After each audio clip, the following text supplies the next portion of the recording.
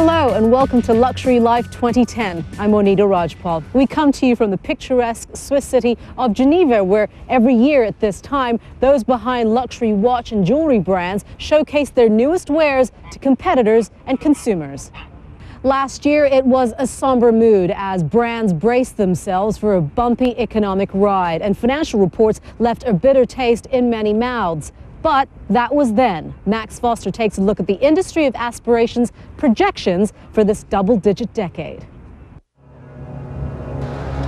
Many of the luxury brands are parented by larger companies like Richemont, PPR, or LVMH. And while they are an industry bellwether, some of the independent brands that have been around for decades give a perspective on what it takes to stay ahead of the game.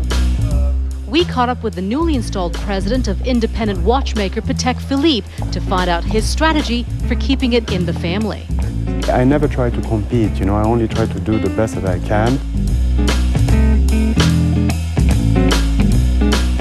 Consumption. Where do you see Patek Philippe looking at from a marketing perspective, from a company strategy perspective, to say that is an important region for us and we really need to invest in it more? Well, I may be different as the other one. Many of them are focusing now on China. I mean, we all know about it. Still to come on Luxury Life from Geneva, Switzerland. Back. Throughout the past year, we heard countless stories of people losing their jobs, companies having to make difficult decisions to trim their workforce, and unemployment rates rising. But if you're a craftsman working for a luxury brand, the skills you have are in demand. For watchmaker Piaget, those skills are not only nurtured, they're protected.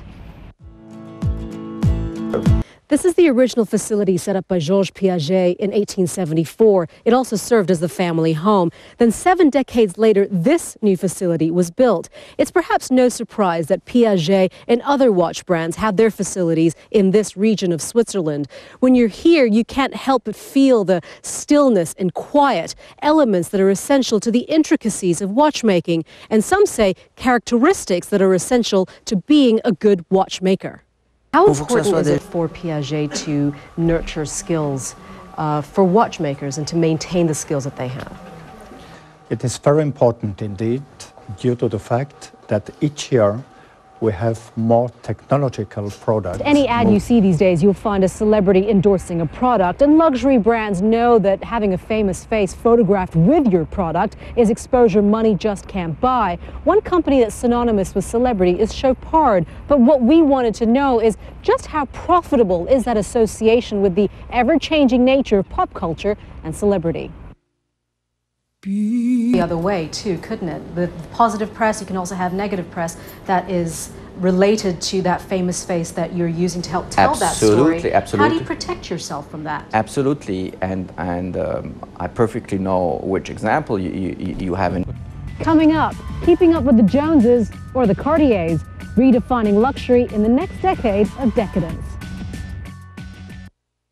If you're a consumer of high-end products, you probably want to know that the brand that you're buying into is authentic, credible, and worth the investment. And if a brand has been around for a long time, it adds to its appeal. But then there are newer brands out there that are redefining luxury. We sat down with the CEOs of Cartier and Richard Mille for a look at how one brand has history, while the other is ultra-modern. But don't turn down Europe yet. Because Europe might come back. So, the world, there's a creation of wealth, and you need that for luxury, for the evolution of the luxury business. And I think that a brand like Cartier, which is supposed to be the most beautiful brand in the world, needs, all these people. And they are all our clients. And we see a number of clients, going up and up and up. How do you maintain loyalty, brand loyalty?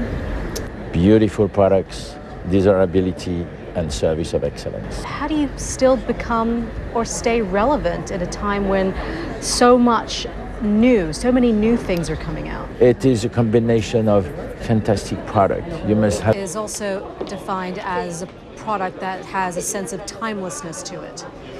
How do you create that with the brand that's so new? Or are you redefining luxury? No, I think the only way to do that is not to put any pressure of the brand. Companies sell what they hope people want to buy. Aish Durgahi catches up with buyers of some big-name brands to see what's on their hot list for 2010. Luxury is changing by definition and design. And that is our look at Luxury Life 2010. From Geneva, Switzerland, I'm Monita Rajpal. Thank you for watching.